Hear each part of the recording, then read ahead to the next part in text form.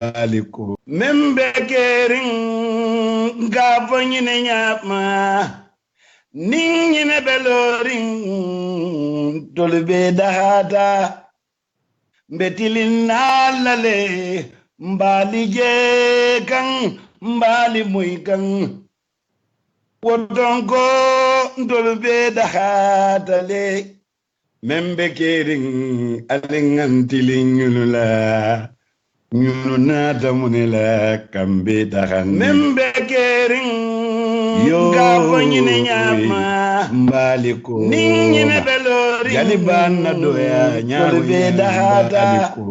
ma mbetilin nalale mbaali jeek mbaadi ngolu mbaadi lamoy laalo anin mbaadi jiber laalo moɓe dawoɗa kabirin gambia lembam fo gambia e bantala ngal mumela be kontogal to la anali jamundan senugolu misilmeya kontondirola nemo anin kiso bali kontondiro kola baɗigolu nsali bisimilayi koten na programme to mimɓe kerin nka fo wole ñama kato ko ngadati wole ñama mba fo ka wole fana ñama andum fanan ala subhanahu wa ta'ala la man sabayato mbe continue la doron ka banke wala nyama bari bi mbe la fila nyinara kamul be hakodani bari tardeta bake e minute mo anin kilin tambita programme kono waya sabu na hame ko ka lafta ka min soto nyim programme kono bi abete soto no la batumando bije mbe nyinkela kunya fololati nsina kunya fulanjango dada bari comme fardo la fanna la binte mela nse mansatalla tentu ka jayi ka warandi tentro anin jayro anin warandiro mi yalon ko hadamadi wala miro buka mira no fa dandulatu nse duwanda sabante furelu fana ye mi yalon ko itolleta tantor nyala fo Allah subhanahu wa ta'ala se nemo anin kiso ke ka folo na kutiba fa Muhammad sallallahu alaihi wasallam bidon koten anna tere kanonte lon pamoto boja ntele be siringale mimbe kerin television oto naluntango bi wala mo Sheikh Yakub Nyanduti altol bi yalon ko albe jiberola ali nyaba kanne ni aje man advertisement ol fanan sambana na main sponsor mi yalon ko bi wala be kala yaye instant services te because of on tardeta bake bare kala kilo blande dron ko bide yaye instant services wala fanan bulobe na nyim programme koto mimbe kere bidun lafta katal min kala wala bjente ko secularism bade ni nataji be secularism wala banko mi yalon ko abe loringa famoyele dina datije ka dinol min yalon ko ke tamandi mine boko na muslima ya dinolo anin christian dinolo ñinulte sembe o sembo sotola wallete kawo kan sotola banko la tamandir ñaato addo banko fan tamandir ñaa te nin ñinulte te haji sotola so amunta bi mbela fila ka wala jibe wala ya sabo na Sheikh Nyandu Sambanan pour afanan sediya mo ñano wo fadnala isaje ko jama ba sa faham no so wala wokamonante fengo fenkela don Sheikh Nyandu sebula ini modse ñoo konton sinadu programme ko no bayrin tarde tabake a'udhu billahi minash shaitanir rajim bismillahir rahmanir rahim be kontonna be banko mol be kontonna anin banko e banta la fen nin ayatara non ka khadar nabila khadar iblata ko ngokon ibe bulala ñoo kono wati min hade musa kay ko ngam ino ma pour nyekira taliboti akayte keno lan na taliboti ka tuite sabaro kala no fenna imam billah fay sa ñinen karoke adinde be kala fi ñinen karoke kala fi yentum fambul fa jenne fa ba fole bartuma min abulata noma ka kumo suti yandi ay mimminke birin ka kulumo tiñalon ibe bakon ka dindi mo falom amon kuke ka fenso lolom mi mol miliyalon ko yebali domoro ni jiyo fa hade ka kol mako ka fenso loy ay musa balanta khadar la tamandi nyala kata ma londo soto khadar yake dalilo mi bari imaje birin anata londo soto wai khadar kulumatinya a sonta kitiyo ni folo aman songa bar birin ay londo soto je anata songa nka misalo ke minti nin kuluma be ba kono babe fani mtolita ta fon futata batema iko kuluma kulia ta fo katalaro ke niti amira comme misali fe alimamo be kuluma kono yo jojo bo kulun kono kadi donc la biji kulun kono kata dam fula ba la ba biji mbe kamisalo le nyimmo nation qualité be biji iko kulun e tala nin ataram be molle nyinen kakande adi ko majama folo bondi kulun kono nga fay ba ko tuma do modol sa fo ko nga donc la folo bondi football la folo bondi nga fay mbe la banna alimamu la anin qadil la barsila ni nata kalamuta ko kata dam fula ba wobi aliyatimul ma koy kangala na fulo me akaso to kata dam foto akake hadama dimul ma koy ola kam inata kalamuta ko wodo ngilala fanan ko nyon si faleke wolbe lori moya nyanto ani moya la tamandinya abetama ini molu dente la won na fulo la ni nata kalamuta ko o alimamu misali felo mode alse hekato de mbika alimamu doyande misalo ni nata kalamuta o alimamu wobi katonya ni nata kalamuta ko o jojo o qadi o bika kitiyo kinin tilumala sila ni nata moli nyin ka ko tek ila judgment be fatala ila kitiyo be fatala e ma fala woto ma folo o jojo la membo ka tilin kitiyo la min ka duko mutaka na kitiyo ke ani wo almama mbika to nyawi ba fala nga folo wala adum folo e ko nga folo nyin don barbiri nata londo soto kitiyo be wala nyama amunta ikafahamu soto ko kono ina na kitiyo ke ila kitiyo na tilin no ana na be alina raji be fan hani journalism ka wala fo wala nyanta tilin na lebe kibarol men bonde la bari ka kibarol men bonde molu ka wala la moy so wol kono molu se kumuta kitiyo to misal fe ye millo bari molu man millo ni ka fa molu ko be salawati lulle sallallahu a folo tettenne ni dabondi na bankota mande nyato ngalo kuka mi yalonko wala be kala miroti sila ni to levita alambato la ye ta chocholt bari na bankota mande nya politiko ye dabondi revolution on ata wuli banku follow min ka wala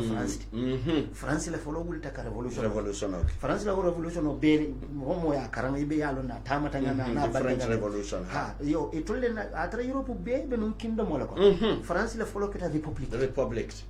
tinal nyim banku dol be Europe be no mansa kella so France le kita ban follow mi revolution o ke ka fangos londi ko republic bismillah France lo mo banku follow wala yatina wo banku dol fanam be ka kata pour France la nyin kurama nyin kana janjay kono ifanam butung ibe ka wo mo lekele wo revolution o likekele wala yatina hani bi niya korosi France la mansa kunda la tamanya ni Europe kafata ba ni banku jamala tamanya kafata e kala fi katare fambulu ba hani America ni Europe la tamanya jama sign ne fang e kabule no kam bar ni wonde France kala fi afansum politico ay wala samba very good yo ning nata jibe wo nyama wol nata ganyele inata republic lo iko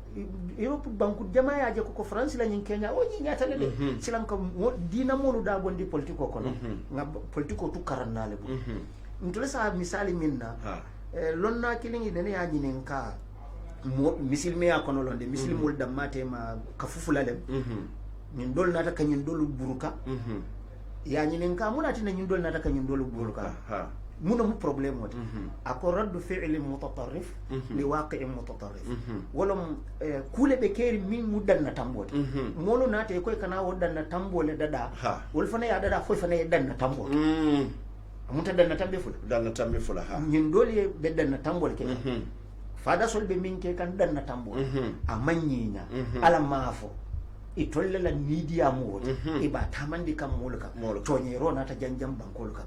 nin itol na ta koy ko le dada itol fane o dada foy fane danda tambo do katu dino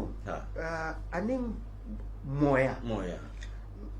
na program do bijen ne nga sata je wala dino nim balwo nko dino na ta kana mako na balwo le tamandola mole folo ta jannin dino kana adama di mo ala e dada pri aye sambana dunya jang ila do ko folo minti wolon kay dunya yirwati ka dunya develop ala wala fo alquran ko ka dunya develop ay dunya karfanna wala dalilo ka bar pour kam makoy woddo ko kono katu molem ay mbulan fambulul ay silo le tandinna anata mbulan fambul wala tinna kanam konti bonna barolo la malaikulu ni hadama di mo yirolu anim beyamulu anin samulu bankolu dafe mo mebe ala wolbe ka ala batula kuyadiya wolte fambulu bar hadama ni jino wo ba fambulu wala tinna ko ma khalaqtul jinna wal insa illa liya'budun man jino ni hadama di da fen kam fo kante batu ayin tol mo fulo le kere kere bar woto ma fanan be ay be da wo batu la kam bar mona na ayin tol fulo kere kere katun tolle ka son ka soki wala nga batu ntolle be fambulu wala tina woto wo da fen dolu malaiko ni be yamul be ka ala batu le bari konti bote wol nyaatu kata ay wol forcele wolte fambulu ay wol forcele ku ya diya ay baba tulale wolta soki no bara en tol min tum fambulu démocratie lom miro lom freedom lom ay adin tolula abinan tol konti bolan na barola katum be fambulu ate min kenye drum wolon hakilo min ayadin ay wo hakilo ay light dinna lampo dinna ko hakilo ka yirwandi wolon ne nyinsilo a betiyata lede niyata tenden alaba ma be laban na jar nyinsila do o man betiyade nyinni be niyata ibe laban na ten ayetu sila fato sa ite fam choice to tetel bul ni lubata ibadu notala ni marata ibadu notala wala konti bo sabuji so wodi no nata makoy pour kan guide kan tanka jenko la kata siloka birin alabe adama bondi la gadi no akana la do ko la ala e wala fay nim tumo tuma idi mo li silo bula ila dambele silo bula mbe mo kila nan mimbe silo tandile fa imma yatiyannakum minni huda faman ittaba hudaya fala yadhillu wala yashqa momo bulata wo molu no ma milka silo tandila ite filila adi kunno ta kuya ite jarabi ila duniya balwa kon ila duniya be daha sotola alkiyama be daha so bar wo man arada an dhikri bar momo ya kola di wolula fa inna lahu ma'ishatan danka mbe la balwo kola yandile bulule mbade tendile adum alkiyama lungo wana hashuru yawmal qiyamati ama mbe finkinte mawlende amunta nyinno mulaytete nse min tangino badi wonna dino na tamma koy pour kanan na balwo amanke ko be dino le tambindila ko be kono hanide anata makoy kanan na balwo le dadanye woton tolla balwo ni dino mu kilinneti ite fatanola katun na balwo dino ila femu bela mu dino ti ay fem comme kam fa nate hakilo le yirwani ila domornya dino ya foyele parce que jati kende ya babala kurango babala ila domornya ke kurandino ase jato kende dino nata kana atandila aka light dilaji inyanta domoro kele nyam foy jati kende mindo inyante minne nyami pour jati kende asoto ni memi wonyama jiyo be kurande wala ne kon ka herbu imay tubabu de te balute ko ka herbu iko wo herbu minke atariata nyoka nyawonya akatara janjanta jalo ko anyanta na famin kala aya bar ke min ko ni so ke min nyame kila alayhi salatu wasalam ay fatandi wala ka ko ke torale so dino nata na mindo nya tandina ni na domornya na sinonya na diamunya na dajikul fengo be anata tandina ka kenya laide oton to la balwo ate bola no dino kono wala mtonya na balwo mu dino le na balwo fambe lore dino le kam dino natan guide wala wote baje la ko secularism konka minfo ka nin dino fata buray wote kenola ate kenola katun na balwo le be lore makam jakuba ni nata jibe fanan man sakunda kadalen ka moyle hani almamul fango e politiko ise moyinko almamul ala da bonde politiko dina dunke la da bonde politiko okay banko be ta kanun ne secularism mantaraji comme ngafo nyame basa ya fele kumandiro kada ko secularism ya taraji yo secularism tije abije momo kela dino kanu nyimbanko kanne ayatara modo madan sai misiri modo mona ne be silarin secularism la na sarta kankon misiri mo la maslanda kon kamen foten na dino nim balwo be mukilene ni nata bankota eko dino datiji katu secularism mimti wala mu الدين لله دين مو على لتاتي على تاتي والوطن للجميع بانكو مو بيلتا مو بيلتا دين مو على تاتي بار بانكو مو بيلتا بار على لتا مو iyo kadi imam ko akoto fo lafita telefon biri ya dada tubabu du ya landiten dino mu ala letati woto nimmi lafita ala batulay ni ala taf banko mu mo be tale min diyata nye banko ka wala kalaji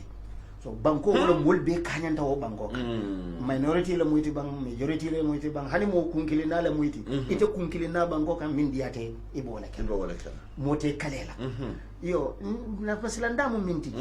wala mu nyinti ko ni nata akeluati banko kam nyin secularisme fen jamale fudu kon kam min foyte momu min diyate yake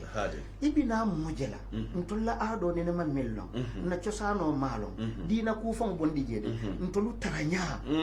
abina na taranya manendila abina taranya falindila mbulu kasamba kenya to mi alon ko abamulu njawyandila nte kale sotolano nta mari kalela no katu luwa abesembere walla asembete damin wala mu luwati aji beba muso min ko jami wali boy ke fanan nata fole ha mbe chocho kande bara sembete damin wala nyin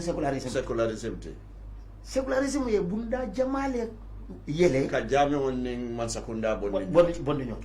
adu wodu lato misilimo le tijeba misilimo le bije nin salwato sitam tulla dino aya farlandin kan kuma jama sali siram bi jama sallan ko nyaadi le mulka wotmo e kabirole landiten ya ke ko mi misiri mulumo e ka salije modo na taje ko silam min balda handila batuma bungo lo aliye al ka ke woko yalla min man tara misilime ya kon o datiji andon yankuba mera kuma kundu ni nata nyin ko be jibe bayden nyin ideology be ka bona Europe le and we ka for minority rights yo banina ta jibe Europe ndol bebe sirin jele ni banna salolo dinne won kata karam moto ni mum misri molti malla fi da dinne won ta karam moto ita fa wala kata fo karam moto ya fo tikay ko wala master ko na dinne won den tol mum misri molti salolo nyin dimbe accu stala pura kana na karam moto yo barin tolla ni Christmas o sit afele imu misilimeti imu fenke manke misilimeti dinde mo beti ta karambo o forcément lo so wala wolu majority be minto be wala no yo ni la dolla janjibe majority mu misilimoti andum democracy mu munati numbers majority ni aje bi president Barrow kata president ayaya jambe da mo wuli tan anin kononton wole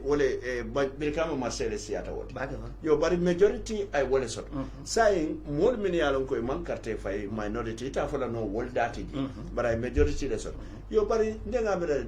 ni molu lota min yalon koy mu politician on dati nyim banko kan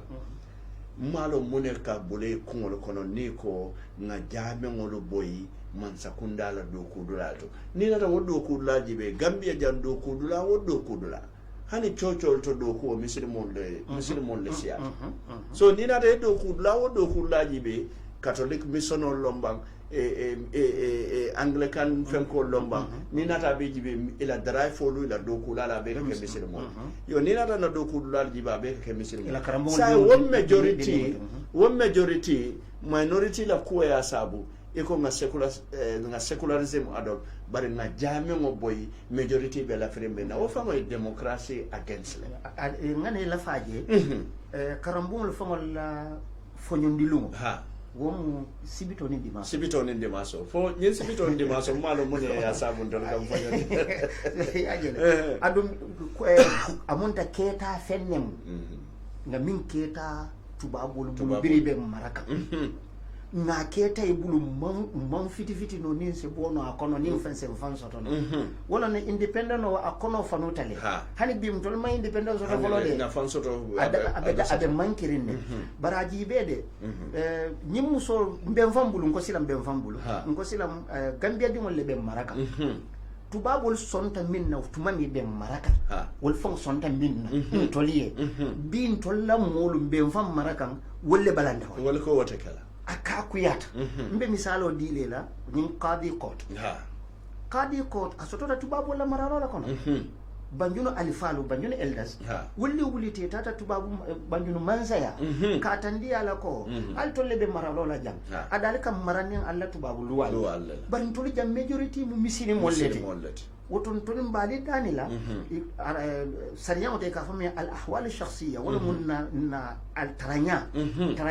kenyalu futu sitolu futu bangolu dimbayalu ketalu wona nyong mbe danila ali bunda dim fanan na dino ya fonyamin nse dulalo kadi dulalo nse ta fanan kata woton ka kolo to poto tubabo na la tubabo ya banyunu manse wo chansi gila pour ye kadi court soto tubabo le wo ando wato tubabo le mararo tubabo le mararo la hani yo kodi ada se diela katu batandila la kontrol min bali marakan ntol make misil mote mawata woton na loi wo kanyantal wala betamala mo bari woti ba man sama banjun man sama wo fode ay silodi ay kadi court lo bari wo kadi court bi be wala doman luwal busi ka wo kadi court la kasamba social security la wala loi bunda dollo dindi wala right ya bondige ya samba social security atina bi mol fongo jato bi pour kata kadi court akadoya sila ni ako pabdoro e ka bori wo e kaje ko kadi court is a local court man civilized nyinno mu problème o adum tubabo la maralo wato afengo me be kata wala dulado ntenga kala muta mfaka mi mfanyi bidol fu bir ngabe nyim bir kama ja atela mu kumanda ngoti jam aka kitiyo kenin jam aka kitiyo kenin nasariya wala ay sefol min be nyim kumanda banko kanja na ni be kitiyo kele ka kenin sariya wala ntenga kala muta wo bidol fala foro to nyi aya kanu bake aka lafi pour ala londo kamala aka kafundi ala kiti jamato ninga bita kiti yola kalafi ka sambaji akwa nene ka e fanko lefte ke kadil kuda komi parman chief kadil la karola abalanda barna bita kiti yola aka sambale anaka tawo aka kumandi wo kiti yola barna be kiti yola nyinke aka be ken na sariya wasilo o mutu ba bole bi molu ntol fon be fam marakan nkana wo kiti yola be bondi wo kadi kot nkane samba tubabu luwa silola yankuba yalo niko sariyamo jamaba hakilo kata men ka bulukunto kan kunto bulukunto lon kamole be kuntula bulole be kuntula singole be tendoron wala na niko sariyamo do molki kasila yalo sariyamo ye ayi fulale hududol bijele wala mi tekamilo foten wo bulukunto ni fa sinkunto nin nata jibe nin kombo sariyamo tamandila momin bulobe kuntula gambia jam tumada te mol kamera jita siya amanta siya ya bila masa kunda do kula so dala ba ni gombe bulul kuntula yo wala yatin na wo kiti bundalu hodudolu ma wultu mansabul ma wultu tubabu luwa mu ntol fana fo man dama wala yatin ne kamin fo aketa ko mbe balukan secular state bare mafo amam fo abe dering wo bundale katu wo sari yam bundalu tubabolu kamin fo banjum alifalu e min dane tubabo bulu wo manke nyim hududolu nyim bulu control ne ani wo manke woluti ye wolutu tubabu luwa bulu bare na hadama ya bundalu e ko fo al ahwal shakhsiyya ye wala nyina bulu pour nyin kamalanse wo tamandi na sariya masilo amunta secular state be tamakan man nyotora ahmadiyal nata jam man la fala nyin bangun kan bari meburu kano ka secular state abe tamakan nim barolla baro momo ni la dina man dina tora ya jale nin cristiano baluta jam nene man problème o so and lot of denomination cristiano siate manke kelini yo abi isi naje ay ametol fongo ma koy pa wo cristiano fongo la fana la jele because mbe buko dole read ka ngaje pop ko mobile nyanta lala nyoka ka secularism kele kata man cristiano fongo bari wala mu cristiano lakke bate dunia ko sai ninga moy jang nka fo cristiano bijanne ha nyanta kala secular state leti because Gambia manke muslimo da matat ya mara faham mol ya faham mol ma faham katu secular state kami wulu woye mbele tora ay nyindina fulo be ay mbele tora ibina jela ko nyin ke wude musu ya e kamen fota kenin ke futu nyoy ay mbele tora musuni musula futu nyoy ay mbele tora tolo mu mebe malla fala nyami fana malla fala wala ntenga mira jammol la diamo mil manke muslimol cristiano la diamo akuwa kono tumado kununte de katu yalon ko manyoto binte de katu yalon manyoto bari be silari la sama pour sama dino mol al halol ka falinya min pour mol kanada na tambo keka nsafono luwada dalali no ro comme jamme ke nyami don ka wuli ka fo jamu islamic bara janke islamic state amon na kiti bundal ke sariya yo kadi yo le fita jeli tandila cristiano la ko ki ni luwada dalalo be danila isi luwada da nole min se dino lu tankandi nyim banko kana problème soto dina kana sele dina ka ayatara amanke secular state imam atre mo keje isi wolu ake no je pour nyin kam male se cristiano lu bi maslamo min soto la ila sama kamma isaje jese inya se fano ka tu je ntenga mi ntela jero to wole masila nin ko amanya na kala secular state ka fanan ka dami jibe woto sila bawon to le majority ti ikana problème o soto ikana manto bari muslime dingol fangole ka finti e ka foko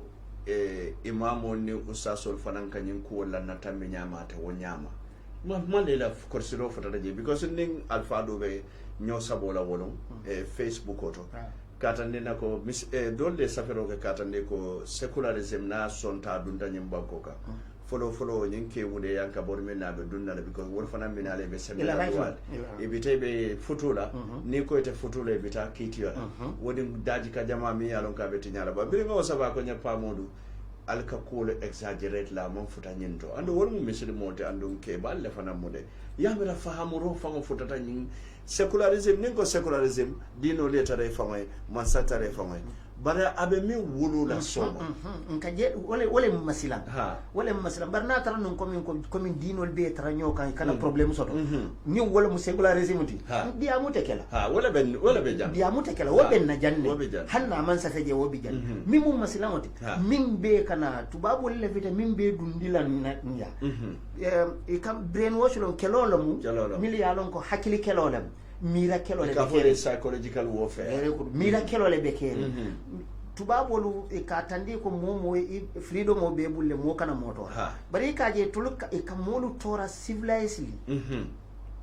fero kono kati e kanayla miro e kadi wala diya ku ya dundin toluto kon tol nyanta wala mutala wala mukuni ngoti ka je ko pour nyin kamalan se tare ibulu daiman abadan yalon problème o minti pa mola miro inenete mo marala ay me fo yala miro le bondi yela miro diala yela miro di mola fa sonta ayamuta atunta ko kono pa wo be bulo kono jenni alkiyama lo jenni wo be fala wo be bulle ili wo la nyala akatara wala nyama wala na tubabo la vitele miro ya dundi moluto pour nyin kammala yen tolta bonni ko PR wuluta wala very good public relations very good ni aji be mba sutiyandila birin tubabo le bina marala jam ina tan karanni biri na tankara manna doronde nyapinka ani ye mol min kinam sociology solo ani psychology solo ani geography lonnalu ye wolle kinam bari ye dum fano minna wala mu christian fano popu fano ko inata christian le janjandi bankoka bara atre ben karankan biri mansa musa jamano mansa musa min ni salo jama ba nyonko mu wuli kilin kadu ni sano ka samba sawadi e ko yara na flote banda Afrika wale inya dundinan bari na tankaranne biri yankara yellon ina tan kele bari mbe kele la wati min pa nge kele ni mfangol la joramal kidol min ke kala la mfangol la no molle ka tunga ntol mu molu ka fengo bele da dano wato ma empire mi alon ko itol tubab lonnal fangol la ko forol moti sociology ko mole tenenete empire lo la mantote empire lo na man futa kunimo daraja la ba ko la kana empire lo empire bi ka lo soneya ko kunim bale kake oton tol futata kunim wadangale fonga empire lo minister soto nga député le soto nga fengo be soto ale kalo a be soto ta na wo empire lo kon bir Mali empire lo Sukutu empire lo Benin empire lo Ghana empire lo sonka empire mil be soto ta nani West Africa da manka wala continent ni wo be soto ta woto kunim wo be nun tol la jan bari biri nata yemmara ya kate na wo miro wala nyantan tul sambala nyato yo businna ye tadinna Bilal bin Rabah wahshi kaye ko ite bala fale faye bang umayya be tilimbali ala ako ya fodron ko hubal ila jalambato afo ye fanda handi ye jato da handi akaye ko ite mu jonda maleti bilali ya wahshi jadmina akai wahshi akai maka be lanta jibe ko jongolo wo man bilali tora ha maka be la jibe ko bilali mu jongole wo man bilali tora bar nil wolum bilali ya fanje ko ate mu jongol wolu ne masibo botaka Allahu akbar lefte yin miro ala nyin kuma kan wajibe ba self confidence min wato watin tanga je ko mu jongole to nya wolun ne keta jongol wolun ne keta jongol so tubabu wal biri ila marafolo ila buko li jibe ba yemil dundin na karambolo wala na mo folo ko tubabu karango man bete ya asababu mu jannati fama la yalon ne dadin fafode yalon i wala ne ko kafiri yale to nyalo ila wol islabu sol min be nunjam wol mu kafi kenin di wolela kam di wol samba wala kam ka rebel john ning mary ite ya mira ni be tubabu dindi mo dala sunkutu ni mo mari nyari ni malom e abbe civilizing anya lon to be nyar bar ni be mo fi ngotala a katram manere ne silbe pour keju tundi fan bi wala be na cinema ni la television keju tundi fan pour yin kama yesaje ko nyinne fe siatande nse bulanyin no image bi nin be diamula pa tubabo bi ka fania tubabo kala hedo tim tubabo buka mo promise ya fe an nin min ka promise o ke ka fele ka fele ta man ka tubabo adi man ke misili moleti man ke misili moleti bota misili me yalo ko so misili me ya ye tunkunne bolje ntolla dino le nyim fonni e toli e nyo kulu ala le programme do bi je tuma do mo sala ke nyim mo part 1 de part 2 inshallah bari tubabo fanan tata e molki le kata misili me ya nyin karam e ka fa al mustashriqun itata arabankulu kan kata university lito iketa doctor tiji jaman no france no angleterre a dol keta muslim woltina labanta muslimia bari lafita ka muslimia le kisi kende ya min bato bete ma min bije mi atina muslim woli empire lono ile fita wala tala mbe mo kilindi le la jamane ka fa kar brokulman woye kitabu safe arab wala literature arabic literature ibika university karanyeta arabic literature karam fese kar brokulman na nyin kitabo karam alun jamano le arabanku killing niya karam itata literature karam halita banna e manyin kitabo ko ta jibe a kitabo bente bulle pat woro yo Maurice Bukai France wala mo wo fanan mu wo mo si falle bari biri ya karan ya je koko niyaje nyulu yirwata ten sanji mu wannen fula moli be dibole kono moli be karambali yalo kono moli be alalo mbale moli be kunimbali yalo kono sanji mu wannen saba moya na yene falin ye londo soto ikuninta foi empire kule wasa inata wala karan nka nyin daji kol min be fote e tate ya je ko nyinne nyul yirwani ya kelwati la bankol ka e nyokulu wala hanni manke misil e mankoro e buga koronto de ya kelwati ye nyokulu wala hana tare manke misil ntolla dino le ya fonye bari ntolma nyokulu wala ka nyofu hamundala ko ila dino la munyindi imagine ntol nga fay itoli ya muta imagine bitaka nya silam tulbe bulaka inoka ntem fan soto la folla bango fonin ayatara non kon kamé fo panafricain ya fon sem fan meje back to panafricain sem muru na wala ka pour nyin kamala na hakilo se yirwa nga fanje ajibe banni ko rasta e ka fole ko taysa bolo ke kungole boro e man nafaso wolni rasta tema sawni banko wolni taysa woni rasta man ke wolni imanta fanna kina do ba to modo so fonke no programme o rasta ya mu fanjeleti civilization ye fanjele nyin kola ya je ko imanyen na tulun na nyin e nyanta mira kendo le sotola ye londo nyini ite mu imu molu wolle folay dunya mara oto kana son dunya yete mara bi londo bula londo no ma ye kuni ila mo fi ya ye nganyala nyino rasta yati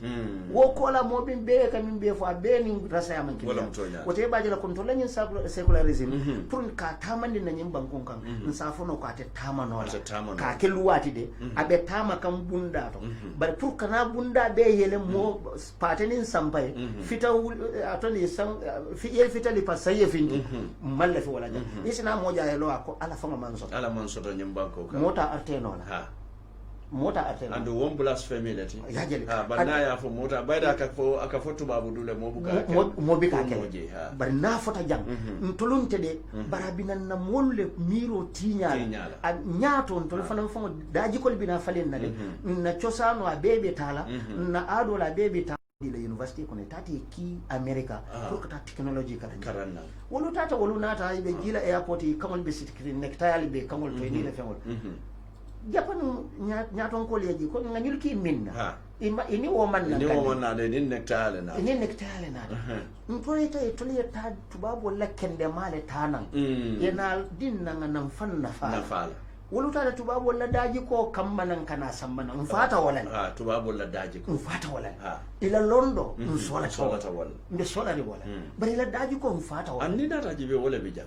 mbuka tubabo la londo sammana ke daji ko le kana nimmin nata imam kamen fo ni keta ko tama tubabo ko man ke tubabo ite amunte tubabo la nyanta civilized la tubabo la nyanta ala wato horomala tubabo la nyanta ala kango kantala tubabo la nyanta abe mun tubabo la fe nani nyanta wol mun ka mun ila daji ko kana wala sammana ntol fata ila daji ko lambe solarin ila London Japan nata wo mo keme mo talulo pa nata inata be samba university yebe faje yebe faje yebe fa inata daji ko dunte ko ikoy bina banko tinyala sa ko londo be bul ini daji ko minna be na banko tinyala ila wo londo be wole yusu sila mine nata ke iko sila se modol wulindi kote ke woliyata ye nyul fa nyulu nyaal iko en alfa nan tata mbali jibe albina nyaal bir wolu nata wolni Japan na wo fani ba e kamin city e ni wala nata bi ni jita Tokyo airport ifon kalon ko be Japan ne ni yem wala dress je yem wala silfano be ka ko la just after second world war wol America wol ta sotala ko di bar biri wule ta jibe ban foy ka America fam compare technology la ko londo ye wala ta bari daji ko e mo wota e wotu yi bulule yo ibina jalan tolla problème mu wolete wala na nyin secularism min bebe minin kanten bundale be yera kam wonten ka dinol fi fambulude bundale be yera ka mun ta dolu koronto tale ko jamme ngone yo wol koronto tan bar bundale be yera kan ko doli be di kan nale nyin sayni mbe nyin di lalla ku jamaale ba ko nale nyin sayni mbe nyin di lalla comme yenna adol be bonde mbulu ni nata jibe manyo bito fele e ma konde mbara akata amukule to mi alo local kulo ki ankol ne mbade bunkol doro neka yo ni nata jibe fanan na nyin kudo le min yalon ko walla mun na pare nyaalu tinna fengo fen yo be bonde mbolle yanko ba fennati je mi yalon ka tutambo atatale adun sila min bije sila won bari nata kelo lonkan musol la sunnatal yo wol be kem koto kuti mi yalon ko kunye wonde bari kana musol fangoje min yalon ko e bota janne ye minul taratu babu de kaje ko say musolo ike nungol so ko ni so ike datoro so ike nyatimbol so ike karalu so anu nyimbe mu sonson wala bari bika diamu wala e kaje ko wo mu façon secularism le woyi tandi ko ila nyantolo mo woni nyin don na nyantolo yo se ika ko min balance fulale bebo pesar lam fulale bebo min diata e ka wala cikandi min mandi e wojin ye wukuyandi ni so iba jela kon tolla nyin alhalo min be tamaka ibe mbondi kan na kulle kono do mandi ni nata jibe ni secularism kon ka men fo kol min be fudu nga koma asiyata de ni e cheko dila e ko nyin sa ni ko hani e ka fo le yo nin na cheko bitala le barna adresse obe nyin letaro do wala ni sola ta wate ibe kumandi la mbinala atrache nyinne bekere ko nyinne bekere zibaji lako ya sign le famo na député li ya sign juna sanji tankoma ya sign le bari ka keluwati wala mankeno ibo wala fere kan ka wala ibo wala advertise content ka campaign wuluke ka seminar like ka workshop wuluke pour nyin kamala ko ibo wala mol sensitize kan pour nyin kamala ka sabatin di ka dondi wo ka min ketela mol ba fula ko ila ado tuje yentano ila daji ko tuje yente tata ni wo keta itete fan sotola kota ke jenne abadal abidin woton tolin la vitamin na wala ngatram fambulo ngana chosano nganya na chosano la itolbe nganya ka etala ye tata bari toluta woye taramu bari mimbi na kala fembe Europe itol fongo ifutata tembe to wodol fongo imalla fa bari ta bondi la because ni na rajibe kajin ke wude ya min fo kenin ke da futu musune musu da futu ni na da banko do ligibe ya legalize la ketal luwati da bi yaron ko sitano kiti bumba to le yata chocol to ye futu bali ntolo min le fama ya lon ko wollen tolo marano nanna independent wata men bul min mo angale hani bi man songa because wollata le ko nyim banko mo strong catholic banko le catholic church man songa la bi man songa la soma yo ni na da kudo faranjibe yankuba ngamira je mu katata le barin tuwabul ko ne musu kilin karan ya duniya be da karan andun nyambol fa arabul fa nay wala barin muso dinno kala hadama dingo fangola force karam bum fodo mum musole bari sain tuwabul le muneke out of the courtesy yenna musol le follow muta musol fintita gambia kono mini alon ko mu gender activist let mine yaron ko ka lor radio luto doli bi je faño musu sabale be bolu e ka lor radio to e ka fo musu jama futu o munye ngoleti yankoba ni na ta woji be itoli ya ta mol min bulu wolu batata wo bulule France 1991 gerew bakata France musolla gerewolo ko pour min kammale silo bula keli ye musu jamata mbe documentary jibe kan BBC America a state nyingina talale manu state jamano bari wodula to molka muso futuje fo musululu woro ke ba sambana na dingo na mamari na mumuri wolu dam mamu kabilo le niyeje musu jama nyino data woli yale ya je ko solution olem itol fa be batare ni luwa bulule mo dandan ne be benefit kan ni luwa bar jama wo be batare nga bulule a wo misalo man jamfa pa bi gambia muso ye mo jibe iteninte ntena dinke fula da maso di musu jelle bente bul isi fana the same thing mobe sango kono nin tata lopitani sango kono gambia musu jelle ka wulu bar kambande jelle ka wulu sungutu ni jelle ka wulu aka triple le fam wala mtonya aka triple le muso be si ala dolo yalo musu jama nyino mantoro do bi bar musu kili nyino mantoro do bi sariya way jambe jele de ala mi yen tulu dada ay lonne min ben torala aya lonne ni ya jay nyimbunda yele nyim mantoro bi jamalla mantoro sembo warata jamati minna mantoro kanyanda aka wala bula jamani no problem wala kilin no problem wala islam bar nyim problem o jamala sembo warata e ko kilinta wala sembo warata jamata woto nga jamata kilimbe mimbul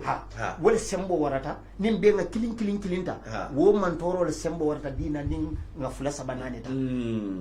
wo ko ton tanyi ko fula sabanane mantoro tiji abijele bar nyin don te malo molke mira nya nyin don ne mantoro warata nyin don wala tin ne nyin don alaw ka to fo kili yeke wala na kila alayhi salatu wasalam ko idha khuyira bayna ithnain ni ya kai choice ke fen fula tema fen kurum fula mi ala be man bete min toro doyata aka walata ntol fana min toro doyata aka walata min don toro wara jawtale momo danta musukili sila ntela family kono misal fe dinke di musu woro wala bente misal fe nte dinke fula le bente bul nte dingo dinke fula be kilinne sambana ntela nyindi musu woro wala kata mun tol ikata mun tol wala kala mo jamalle ta wala security le sila min da ka yele woto wala mutinyaro tinyaro katu fay se balu katu ale fenne dade kono ni dia to fasi finti ku ya dia la mo o te baaje la ko dia ku ya be finti la na man finti ni silo la abita finti nan sila do wo sila do wojita man toro bunda yele banko ka sari yango e janne je wala tinna pour ka je jara ay jama dandini i baaje la ko nyim mol mili ka fa de kam fa jenda e quoi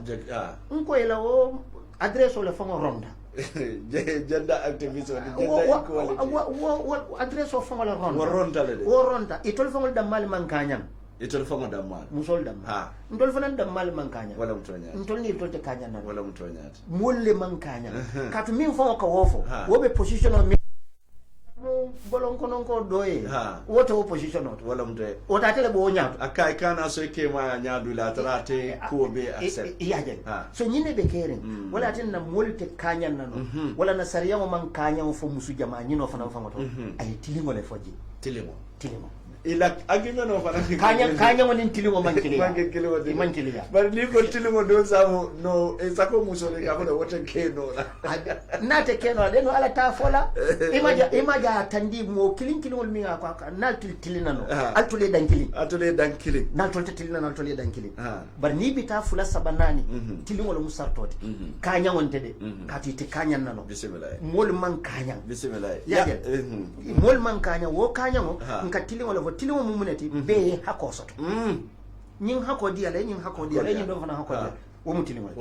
ise wo ke no le ila soto femo ikanyandiji dal si luldi nyin don na luldi ise wo ke no na bebul ise wo ke no wo mutilimo momo la hako mu minti ite kan e wo dia barke kanyandi wo te ke no la katu misale fe nyin don dimbaya diwol min bobula tata fo mo worogula nyin don mo fula babu musufula ite be sumo talala nyolotem ite poti worogula di la nyin ya di bela wonte tilimoti ko ni e kanyandi imantilin katu ye do tonyela nyin sola ta poti fulalla poti fulo dial nyin don sola ta poti tanela poti tama dial hani domoro famo iman kanyanje nyin don ka domoro baake wo mu jolale bayo fana warta nyoti iyo kodi nyin don mu buri fatolde iyo yajele nyin don ka domoro baake wo mu jola mu solti nyin don be ka domoro baake wo mu kasinkolti sey bajela poti fulo di kasinga musola ye poti lulo di jola musola wala mu tilimoti kati ye nyin poti lulo min di nyinna wala matati wala mala hakoti wala kafa wala katasi wodiala nyin don poti fula kasile dam poti fula wodiala manya dan kela ko ibe musolo kungole jibela doro momo ye nim poto lo luldi nyine luldi hani wonde tilimoti ije ngeta jele buti yaji mol fana nyanda nyindu la fa ko min kamen fo ikam i warata nyoti ye jefo nyin don ka yadi woro basila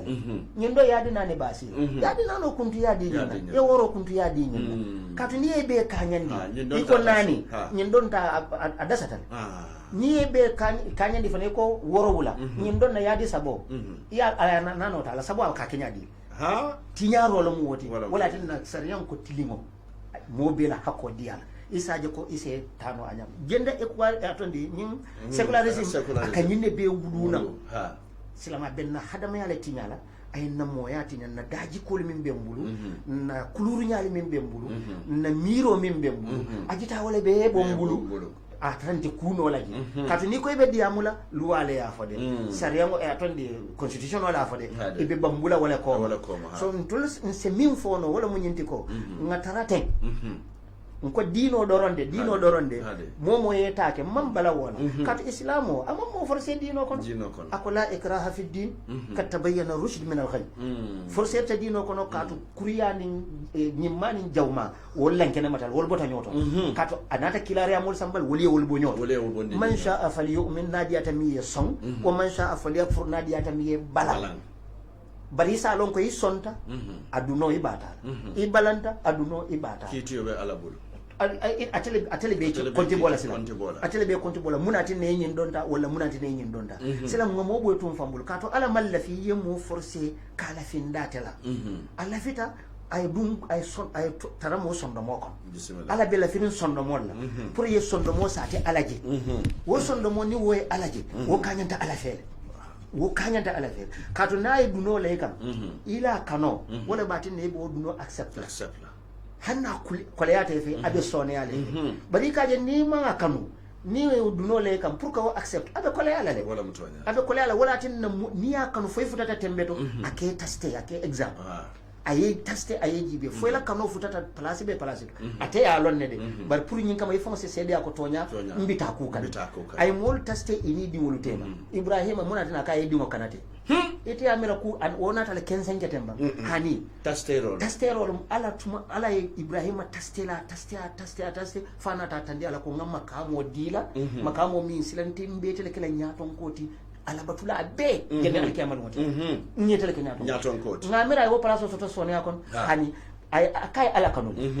o ala kanu kono al kates selan dingo ay dingo soto dinkili ni alate ita futate labamola sanji kemete siyata dingo be diar nyam dinke kili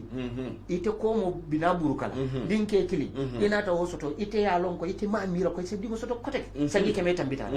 e koy wo dingo kanata dinke kili ha ay ma fo eta fay bulo kon ye ko di handi exam man dia hanibi a dia tiji kati sita wo kenon buton aketa nyame fo sudu wala do mo imano fo jatol la do mo imano ite ya fayle silete nat wo sone yatan min ko yata beti hani fo ngol be murota la yakana yo di mo la kanu ban fo entel ala kanu wondi mo ninte ala e juma la kanu ye be kanu le de bari jamal la kanu sembo ala kili yatale Allahu ala kili yatala pour ka te kanu kani mode wo kanu abika la fi wala so wala tana ibrahima kontibo wonya moli sotota hanin na nyin sahibol kon abu ubaida amir ibn jarrah badri kelo afa bantan bilta nyato wobe kafirol la kon so len kelo ko abortala na abortala ay bantan bila kay malla fi moye fa ntel fa ngol leftam fa ngol fa ka to tum fa so dingo akay fa nye kanu bake bari yam fa nye jenkenyi amanso bari bira bantan bilta nyato kuma wala sutiya fe anata fa ko yeni millanye nga wala kanu ite nye kanu bake bare ala bari ye ilafte ini mil lalanye nga wala kanu itati aya kelende ayafa awulufa Allahu ayafa bari bira afa tata si akumbota ako ate fango bulo le afa samba jahannam alquran ayo nata ji wodo dula famato kila kan alayhi salatu wasalam akoy abu ubaida be minto e ka henan konko santo abis kumbola ji akoy afa nanan ayo min jitan kan ngana kan la tajidu qauman yu'minuna billahi wal yawmil akhir ite mulu tarala miliye lata alala ilata alkiyama lunga ko ala be konti bolal yuaduna man hada Allah wa rasula ise mo kanu ka teriñoya miye ala kon ay kila kon walau kanu abaahum hanni kete wululallet aw abnaahum wala kete wuludingol let aw ikhwana wala kete wuluñol let aw ashiratu wala kete ila kabilo mollet ibika ko ke abadan ni ne alala ibe alala ta so nko wala fo ala kiliya ni ala kanu fa se jarabi wo jarabiro wala ka tama nyim bundalo late o te baaje la kon tollu ila fitam bondi lan ila fitam yosilale kambusi se taran ko misili mo le mundi na tollu mo fi molleti bar hani jato le finta bar sondo mo bebe hakilo wo bebe koyri no be mo koyolete agi be biri pareta independent no dile batata mo kelo sembo ta ya lon ko nyinkun so matiji ya muneke batunga ila moluta ni karandi ngana miro duwol bulu na ideal na banko duwol bulu hani bi sallallahu mararola ko min kurman ka wala fako marallal funtitani bundala inata dunnim palanterola wala ala kitab wo be mbula ka ila fengol be sambale bari min muy toluti wala muy ikamati yotombol inata mburun nim palantero la inata sila tolle ka fola alba kelatan inata muri company lu sambana wo company be mu maral company le ni ko men ko wana wo kitabo karan bente bulu ni arabo ban ni ala wo kitabo karan ka sonko kelole be kere woton tolani bin tol nyanta karan la nga fahamu pour nyin kamala be min tala tubabul bulun salon abukole ko ning islamo ya tandina misal fe kununa badara kelol ketala uhud kelol keta worka ke silam pawon la murbale bari ko bi wolu bantale bari ite moli jela nga wulin konkata kare nyol le kala ndike tubindi bari ko ase kano mon la wolo muslimol daji ko kunyi make ka wandolo anin ka jihadu sifado ke mi manke yela bon so ni date telefona jibe ya ke wala nya kunun ne kanana ne kanya pinkan kan na dulaluta bari bi buka wokade bi fema bebe internet ro ko bake fam abe internet ro ko na jibe na dinno wol ke pare nya e ka diamu nyami e ka jiber nyamin ke ite wolo na foni findita suto ye gambian kolije ita miral ko be muslim no aka ke fele ko mantara gambia min tubabol bi kam min fango dum ndol ko wala ka dunja katun nim mo be moto kono hade jamana ko sanji wonni wora bije nka funyo male hade nabe moto kono be sera kunda sama kono ay pareli ja kalta alala konye ko baluta jamana sanji wonni nene manyi nyaama wala mutu ko nyen nene manyi nyongo Angleterre la prime minister do bije député bumoto aya tandila ko misilimolu ñanta ñin alqur'ano bondi le bulule alqur'ana kamil mota landi tabulo ka pour ngan sawo sotay la fon se ñin alqur'ana kamil wala tabulo député do wulita muta fara kay be la alqur'ano be fara la kay te mutole lati ma fay ñin alqur'ana fara min ba kono ideology nko ñing alqur'ana ni ya be jani alqur'ana dunya alqur'ana ya be jani abe mol si sol kono bal huwa ayatun bayyinatun fi sudur alladhina utul ilm ala ko aya mabu mol si sol kono lonnal si sol kono abi jele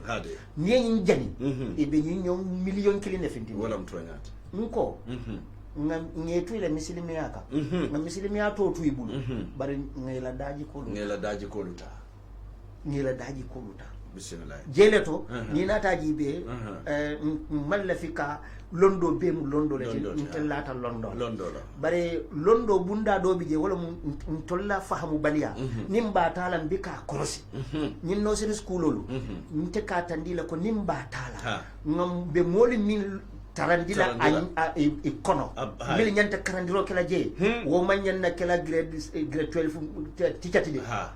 amanya na kala han college teacher din wonyanta kala university teacher psychologist ya jale mil fahamuta adunye korosi fananko ikakulonne ya dinni ngolonne ya karanne ke mil nyami ya lonne pour tolla daji ko nkana fo wola na misilimiya nkana fo wola bari se karandini na daji ko la anin na dinola katu mune ati ne toli ya wuli min kamma iko dindimo sanji lulu hadamadi wo hadamadi na futata sanji lulu anyanta min belon na pa ala balwo kon nin kemelon 50% akawolon ayatra siyo sanji lulu dindimo adamadi wo kalondo soto kumasi na baba kono kariworo kariworo londo aka soto kumasi na baba kono kariworo ama wulu folo Midford Sharif Turkiya no lo mala la silote bar American no le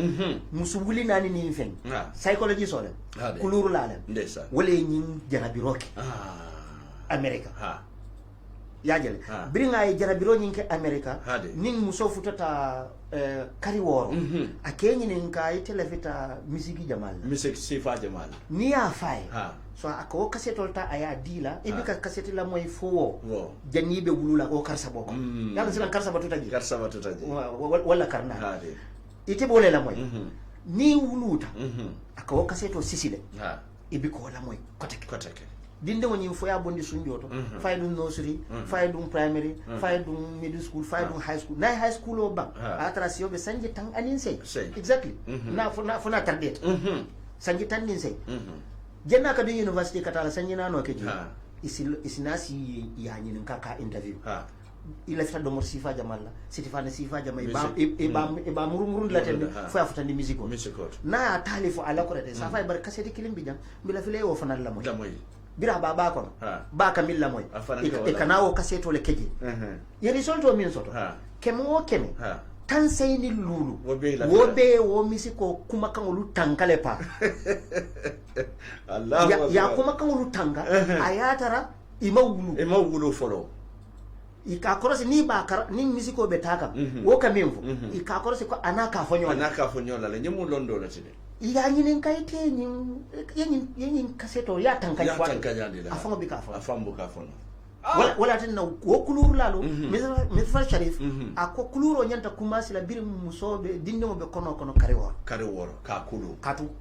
adama dimo joram folo min ka do ko kumasi balo bala ala nyin joram be kono wala ma tuloti tulo kam moy roke kariworo katu kariworo adama dimo kamalta kariworo muso se wulu kariworo ay balu karworo wolo le bika wolo wala karse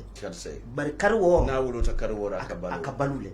mo kamalta la wato akamalta ma wulu le folo bara a joramol be kamalta bar joram folo min ka diamo ko mas wolon tuloti wala yatina tubabolu nyin alla ni albe minnaten akum mayata tulo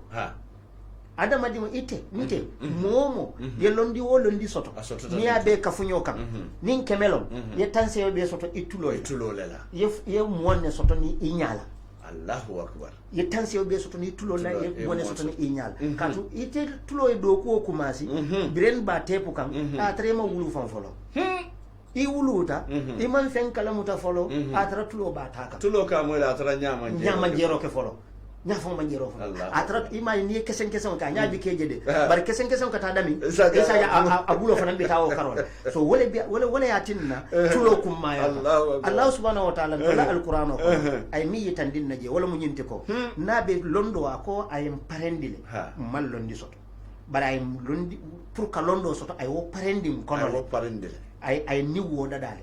adama dingo ni aja man londo soto fango ma nyini amam bulano barna bulata no ma nyanta ka soto anyanta ka soto ala em parendi wo kam barna ba fola ala londo soto ron jorom sabale tulo nya sodo moya muta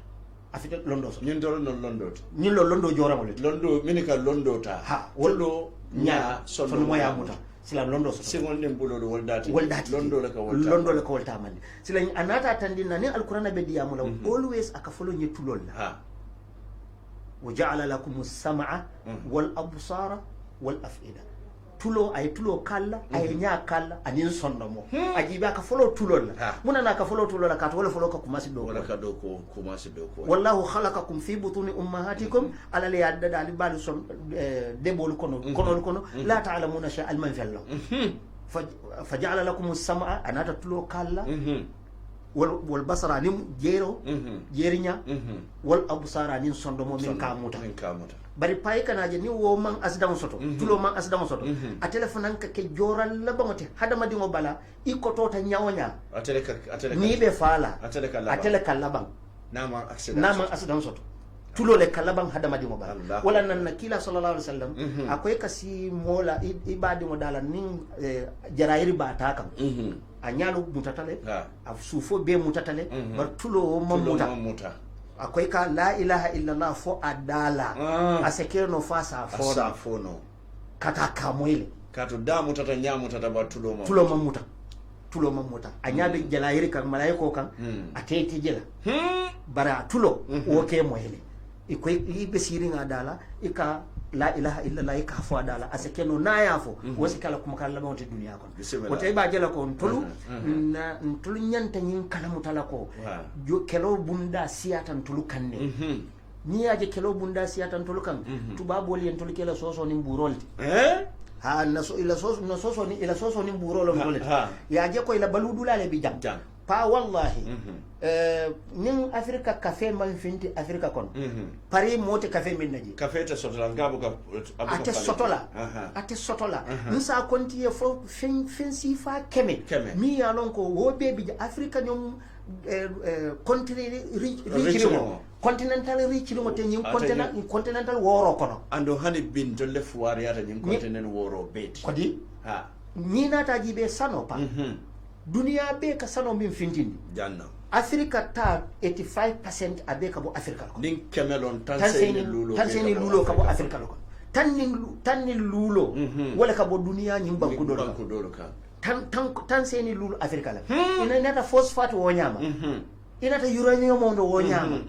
coltan bije ya jele wol be wala nyama biaji be nyin telefono le kamino lo wafu ya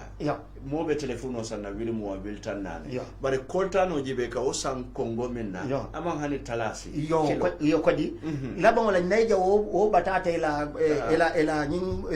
franco kembo nyin bere kembo bulu choko chakoro foya wafu ya abango fo wafu francia batata e bulji ni binna e ka foya ko nin tolibina misali fe comme la nyin sani compagnie nin bina wurila e ba fola ko be sano min wurila ila mo tolla mo li be jola nyina ko na masimo li be jola nyina ko ibe jola nyina comme na petrol yo ibe itela jobe kala wallet bari ni wo be bota jen tolla percentage abe kala 70% wala 40% atondi 60% delta se ke tawo no delta e ke tan wo tan ila wo tan nano kono ibe nyum be jola wala kono mune ka toybul mune ka tuyte bulu ye fuari yandi ye tuy fambulu wala yatinna ntolna ta jibe ko tolla afrika jam fao Full program FAO ye programme o fundindi ko nin konko nata dunia kono sanji talu afrika kilinse dunia be balu buntung afrika kese dunia la buntung ti sanji talulu aman dunia to ndesa konko bebe afrika ntolni se duniya balundi sanji tallu ntolu wo konko bentol wo konko bentolla fo duniya molle kanan tolu dañini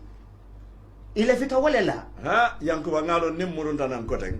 bayri wato fela tata mbe jibe rokela mune wono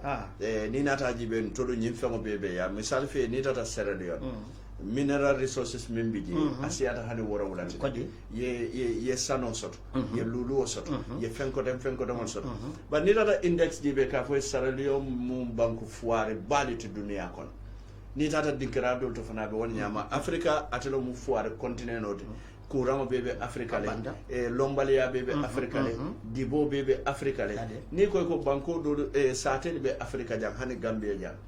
kabiri ngam famo soto sanyi talludo nen feng wol nene man kuramo je nyaada ila satel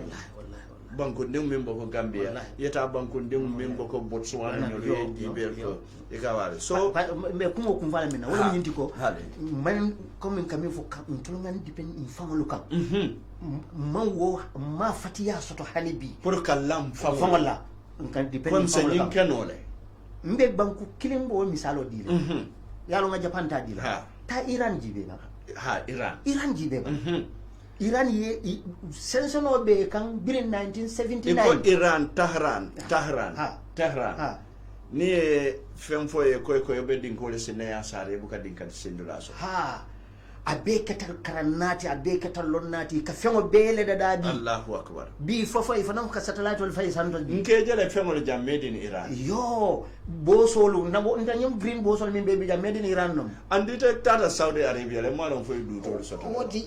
duta jodo je bari solata la lu wolu ibado mo bari dinga juice min sanga duta juice ka bona Saudi Arabia kanana e wol ka santol bulu kata ka ke juice ti e kana murunde kana domo nkana mi bala faale mo de nim badama man tu kum fangola ngaje kon tul nyanta fonko nkata kay dani nim tol be tol danne sartole be buli kamil lankan pour se tuy koto yankuba nyimbe mo juma la problème oti nyaton ko baraka baake so say me minkela me layno yella le wato fela tata e nyumu patu wannete ning ala sontambe lungo fulale la lungo me yalon ko ni yankuba be murna jam bari nga secularism le ma andon secularism mam futata kono fam nga ala sulo dole ma na la bululu bari nyin katabe kala kacate me yalon ka be contenant ning ala sonta lokuŋo kono mbukari yankuba sambala na nen kañum kuwol kacanka bondi ñolto bari ko démocratie andi ni nata jibe majority min be mbul jaw wala muslimol ti walla muslimol ñantela diino lon nale bari diina longo manke doron namuruje ñinneke fenke ñinneke bari yankuba ñinno mo diino ti ka tandina ko be balula no ñaadile bari na o baluwo fanan kono mbe alkiyama sanna no ñaadile je ko mata bage wala 6399130 mbatonga line o yele sign bari wato fela tata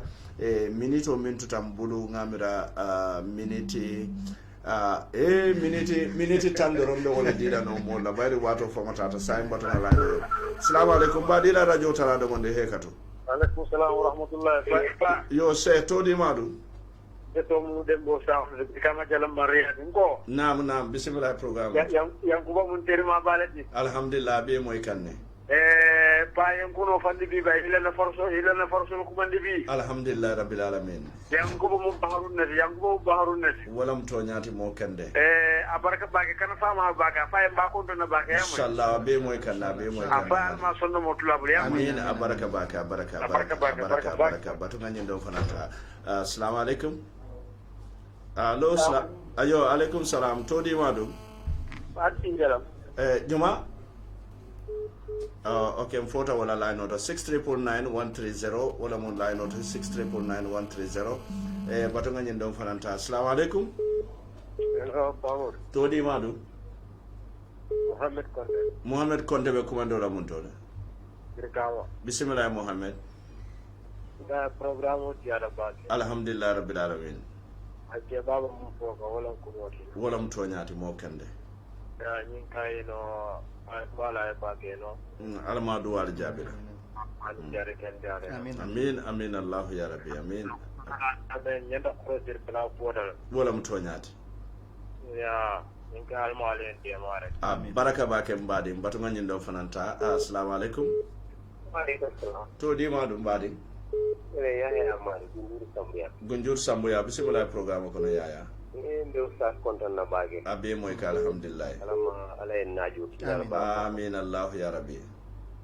ñun programme al ñanta ko ne lay pat jama bal so ustaz sun kala kawon jama le folo wolam toñate inshallah ala ya so baage alhamdulillah rabbil alamin ni na e kata ke abe akajal samal na min banko mo na fala wolam toñate kunda muslimo kunda wolam toñate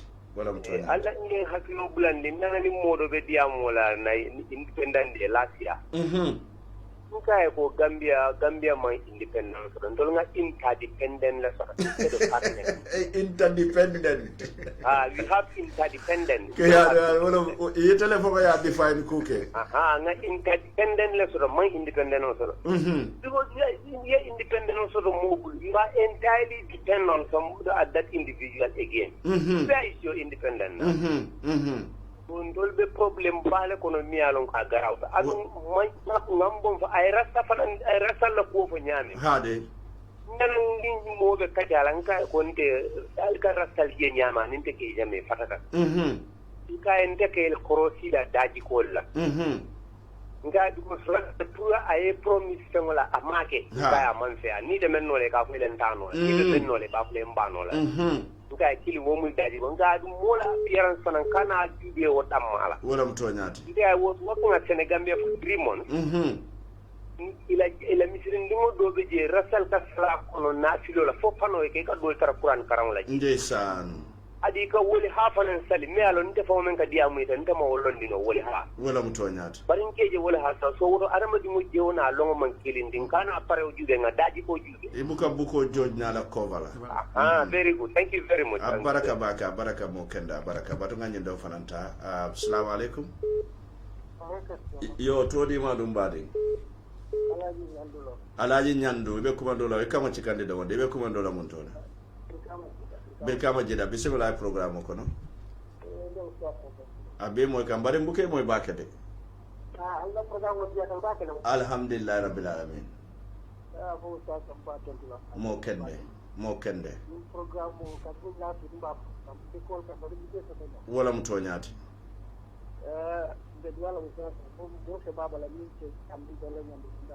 amin allah ya rabbi amin abaraka bake badi amin allah ya rabbi amin bismillah baraka bake badi batu ngani ndaw fananta assalamu alaikum wa alaikum salam yo to di madu Fode sedi kan nyomi berende bismillah programme to Fode okay na sesi ko kontom ba abe moy ka mo kende okay dia le bunda samana bunda kuma ta bakan alhamdulillah rabbil alamin wala secular state bayri molu ka fasari nyan la wala wona ka fasari nyan wala mtonyat bayri nyaji ni le seku samana dunya kon wala ka fasari ni la wala ko لا لله ما لله وما لكيسر لكيسر على شو تشوجن كولي ني تشوجن كولي ولا ما على مولود ni ala ali yasho tu banku marala le ni de banku marala sa muslimo nyanta balula wala man hani pa ko jakalo warta de o ten kana mo kalo gambe be kam sir boyo ala ko mola to nyindiro ma wara dunya kon ako man azla mimman mana masajid allah ayiz kara fi hasmu wa sa fi karabia hade mola junugo ma wara mo man kuriya dunya kon mo min kamira ni na kamolu balandi pour ka dum siro kono ka ala batuje sako ka boy amma sibo be wara ma dum wa sa fi karabia atama ta pour ka siro bo ndesa fani mo bala fa warta bak wallahi pa afola nyanda tubilal o manke politiko te no pa wanda politiko te bismillah mbadi nga baraka bake mo ken pa jende be fon ko tala se wo mo fana fo mi ye nyimfo bismillah nga wo fen suti afato mo kende mi ye nyimfo mo kende afa mo kende ada ka dino fasa ate fango fama afa wulufa ada mama mo kende moli yalo nyimbangu ka dino fasa banjuno kono nala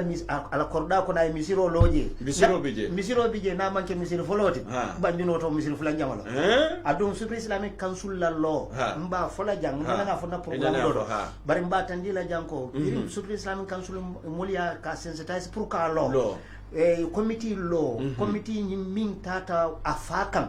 hani bi alaji yusufa dabo be balurin ne mbaran karamo tourete balurin ani abdou jite barate be balurin ne mo wala min drame lakir kunda imam alaji yusufa nyabal nyul bete balurin bar yusufa dabo alaji yusufa dabo abe balurin wolle tata kan nte ko bi jene kata kan usol bala wo time ka tandi ko lafita congrès le kala banyun independent studio lafita be yen chachi wuli kebe fula ana moro tilifula programme wala pour ka ñillonki je anin ka tombondiro ke executive committee la wala first executive committee ke afaye wuli talulu wo wato 50,000 anin tulu baraka fula mani boto tam woni million on be kanyande mbi tulu baraka fula ala kan ay mani boto tallaka wala mutuma njay famash ala Hussein Njay Allahu akbar aday mol mim ma koy mo jama ma koy birin jam foke sambatu babu dun tanga wol dolu kala mota ndesan nte fongo do be wol konole ndesan ha tuma njay de do ko fede nte fongo do so ngaje ko nyin a manke ko atella miro to mira dole be ko atella miro mo nyin bismillah mbatu nga nyin don jibe okay mbatu nga nyin don jibe assalamu alaikum wa alaikum salam yo mbadi todi madu nde ala haj kawsu sonkolam pamoɗo ngi kondon mo kende kembo jeyɓe ñaadi nde jang tanawtanade jang bisimilla programme o kono sonko a fo sati e nga kondon mbake mo kende a ɓe moy kan jadi mba kondon na ngam man so tendu man saba man sakkallanke o ko lambe salla alala kilama kiso ni nemo kila e sallallahu alaihi wa sallam anala saibul ana dunke wol an isla kende no malal minya no ma ko jani al kiyama sango ustadi yin alaga kayra klaye bawo man so ko yarfa illahu alladhina amanu minkum walladhina utul ilma darajatin agonde ala taala ambe mol ko do dandila mol min yan ko liman yana kabal kono ani mol min yan ko ala londo dilande cikandilale andu ni yan ko nyandu a nde misal kelindile la hade nimmo tini dara wulo kono yeyiro dara bulo be janjanding akani kawa buya jannim bulobe janjanna tulole foto janjanna wala motoñaati oto ñim faamu mo kendol da kono ngo silole ka manna alfalla silo bula ya toña fo amanna tara mol kono min yaalon koy fitri walla ada alfaluma alquran ko wati allah wati rasula wa ulil amri minkum ski ala noma anikila nalla alfalu oɗo ñimmanke alpha so dinti wala mo toñaati mbo baydi kilindila la fay ko radin wa dunya fi aynin basiratin sallallahu alaihi wa sallam allahu ala al-ardi turambi sayyidi sallallahu alaihi wa sallam taloni kalbal halu tunalika sallallahu alaihi wasallam tajayahu bil ibadi wa rahmat inaradu hisan wa gran jaliyat sallallahu alaihi wasallam apa ko na kondom bagi sehol balo candidate CRC nyanda sehol balo candidate CRC apa ko amantara mol kono yalon modol be jay ba ko minde arabe jamon amantara mol kono ni dara tera gunda banjul birkama hade yedillu gurro babo do la dini mol be jakalo kono ndeysaan oto ñimmantra mol kono beddu ala istimaya ba ni jadi kende amin wala sangi jamano kam ani de famodu kanam ko ala te no pirbulo ala te tanga jawla ala hajol dara fi dunya wa fil akhirah amin allah ya rabbi sayyidina muhammad amin abaraka sonko CRC salon ko seholu pareta mbato ngani don ta second to last call assalamu alaikum salam mbadin todi madu yo Lamin Kamara be commando la muntole Pira yo bismillah namu aponya lumba kondo nan kana mo ma ikara mo la be moy kam ngar wala mba kondo no baake wala mtoñati ayin ka jam grande ñi fi siata politique kaja ko won ñen ne fi siata politique kajati de bo baake ima mo le londo so laji wala mtoñati ya fela tata saimbe min kala wato tata last caller assalamu alaikum wa alaikum salam amol mbadi ma to di madu malan danfa debri kama bismillah program yo mbe sewo konton ngala la program di bandara ne bari man nende ko nga konton kenne ke wala mtoñati yo ade commune ni na da pan african ay mawdu e bunda jamande ka chamil yalo ko be ya bada bari commune alla radio don na ni na da pan african ni simya na da ne wadi jama so da ya mun na fara bakete wala mtoñati South Africa ni Africa ko je pa mun kuma da fa nyami ani se ko ba sa daga nyama bala fa wata bakete bala fa wat abara fa warda pour Africa do ikeno a fawnti olon foye dino ni arabia bonni nyonko do yetuba yani londo bonni nyonko do wala mutoñati pamod ni ndiki be jangtel ka kibir wandi kol min da comme c'est ko ya ko nyami ko be tuba bulle ko tuba woni na da sensene da firge den dum wonde ka kidino den la ko retanyami nyaaji de bankol mi yalon golle mo wol ko fawat ko min ciafan ngel be nyaabe be titi mi to ba modu mi yaji de africa kol inter ko lello tan na kol cukanga wani londo tanga lafa na cultural londo do min be dan min tambe do la bakele wala mutoñati bari ndefana be dan ro gela ko minata programme ni do sego ina se wadi jama suru be ngana pan africain inshallah mo yani na african culture inshallah abi be yala baba kene inshallah baraka bake baraka ngal ko dum baraka bake diaspora mo wota nyenne be kala fo sala skora to diaspora assalamu alaikum wa alaikum salam pa to di madu domo morkeba lati morkeba bojam bismillah ya rabbi morkeba bojam be kuma dora mun to le to yok ma ko kuma dora england bismillah bojam alhamdulillah pa min sa wata ko la ba wala nam bi so dangande bismillah kato mole ila radio bu ame ta tangar ne bi le fa ba tangala katam ko to inshallah rabbi mo kende balle jiabi la kuma kende ba ay ko ay banke kende bala fanyu lato alhamdulillah rabbil alamin mbe ke o fana tentula mbaje la mi alan ka kila madu ko fayje moro ila bi ila radio bu nyi hade abe gambe be ko farlal wala kanson ko timba tentula mbaje ila mbar mbatin la mbaje la ba fala ko sallallahu alaihi muhammad wa fa ay nabi mo tentu fa ama na aju nasi yala kila ramut amin allah ya rabbi alma ta defan lay radio bu alma iri wala nga fo nyaa gambe be logo fo dunia be ay ka television amin mi sa sia bbc fa defan mura ala kala man sol ne mot bismillah baraka bake baraka super last kola wala be kala jil dodi ate ninga africa ma fa se commandero ke assalamu alaikum alaikum salam ngakiro katarate kada ninga africa ma watu fa se commandero ke fati bismillah programme do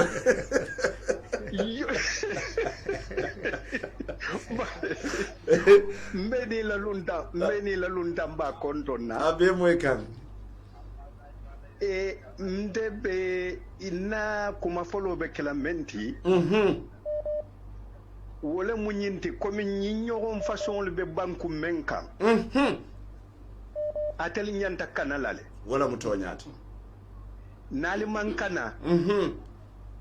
almi femfono ala yede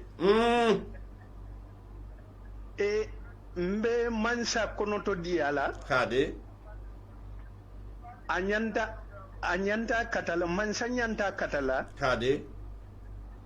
ñiñon façon le men be banko kan arrêta ra moto dila kanetu karambun kilinto kade irayi la baro kana ke fenti kayayi banko karambun lu be kan ka karamogol nin karanding le karandi hade kahite la kafo memu balwoti kabirin duniya fo yomal qiyama ni woketa hade inshallah wi ba fola tumo tumandi sanji lulu ha mbe kujela banko kanne mayilla memma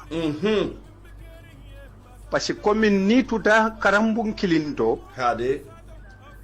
tuma do ibe mo dantandi ne karandi la no men ni ya hita banko kay be kanan mogol karandi la be talibol fanal karandil wala moto nyaati isi banko population fanan karandi ka lon ko balwo mu mente mu munte la hakoti balwo kono la et tibabol be mum fere ton tel kan nyin kam man kanta nyaato wala moto nyaati a bi nsewa tabake parce que comme radula mara wala moto nyaati nte kunni be balu kawol kono la meta sila hade ha na kumala bang ngani mfoila ila kacha ton ko na nyato ko ngati babul la godo tuje bi afelenti awa sewo da sitaje ha parce ni be godo dile le kanin condition le dila wala muto nyati yandu inde godo nyin dile la tanki temela o kuoke nire la o kuoke o kola fana inde na godo nyin soto lade isatari te daji go woti nyate te la korda o teta wala muto nyati fati donc na lonnal ni na nyato ko ngi hakilo to woto baki wala muto nyati ara tibabol mel la kumo fa kana karambu koto ka foko isi musu jama futu na londo to nin hakilo manyine be amerika le malo fe sa fayne ba mo lemba malo bitu to nyi mbotan kono be mebe amerika ha isi musu jama futu da amem fo dole si lulu futu le dole si woro futu sande pay la bulu fenga be siare nyame ndeysane wala muto nyati hani shaye woli be jele da manke ku kotote da hani shaye woli be o communauté be amerika hani bibi jele ye to nyaf iyo don ko bitu ninde lu komin kuome no alhamdulillah ala ma sola siyonin jata kende ala ila arjibun ala mu akototala amin allah ya rabbi ini bara nyola ala mali siol ala sola siyonin jata kende ala be karandiro men no karandiro ala ma soni ala bulu amin allah ya rabbi amin men komi atede atela palaso ninde mu mansate mbate nyogol le tala kabulande banko kanyin kama banko mo si fahamu nyamen awa karamundo dinil fanal si fahamu nyamen wala muto nyati ala munna solution ni jata kende ala barka butum badi ngodo wala mo ibrahima tifati ate wato ninga afrika madorom afrika mate sula kubalati bayda te fango min siata sanji mo wonde fente abe sirim paride anala dimba ya rube so wala wakamala ngate fanantentu nga jayi yankuba watu fela banta feren buto ise sarodi banning ala sondam bina muruna nan jam koten tumando bije tarata koten pour kana partout samana bayre ni nata jibe mbe globalisation o karanne mbe wo kacala janne mune mo globalisation de bayre ni ko globalisation wala mo dunia be ke satere kelende yo bad ni tata tubabu de koy ko hanede alton dalo musu fula futu o mo jallu wati nyalete bare wotu wabu wonde ka fontole ko walla alfanan be sonnale lamin nin fode futu bintanin fatu ye futu ni wonten kalu mako min nambe na mako de bulo londila yo na politician on min yalon ko ma ala tento itolo kam min je doron dan ko kodo en ganna politiko keno itolo fengo fennate kan doron amunte ke dali yelen doron ka kuno bismillah yakuba se sarodi se programme kum fa fo ka badingol be konton ila la mori nyima kan ko yemi tandite tubabu du ni juusol ma ike soron ha juuso bi kama tubabu juuso bu kama ha ni juuso la ko ma wala mo antisemite ke soron ike soron ni ko Hitler juusol min fa juusol ka sembo wara ndi nyami e ka fo million woro not amanke million woro e ka fa e fa nyami ni ko e ba seneyandi la tubabu do fa bije ka kitabo da seneyandi ya soron e kitabo nyin sisi e ka te fentila sila hoto sagla resim ay mina fo hoto mina fo bar e ka dino kele ika kuma jawo fo kila ma alayhi salatu wasalam ika katono dada ika ke terrorist ni koy be diamula e koy freedom ya jele ad sala fo nyindo mon freedom of speech to aya sotole bar ni o karoma ika fo luwale fo be laari woto mom moy jusu karoma be soronna so on tol nyen tan hakilo tulal drom ko en kamin fo be min tala sa korosi se fendi se fenta kamin dim bika o korosi kat wo mun tale bar be min tala wo nyanta korosi la batel ka badi mo be konton ye la wato min bula pour kala moy ke tendu ke ni ba ando komande la do ya fo jang ako nyanta di islamo ni arabu kam bola nyota arabu ya bola nyota ngalondo fanan nin tubabu ya bola yalo ngaje tandila non ko tubabu ni bija ni iko moy ta Angleterre karama na tata ni nani tubabu ya manna afon bi ka konta woni tubabu ya le kana mbe wala ko mo fola pa ni ijututa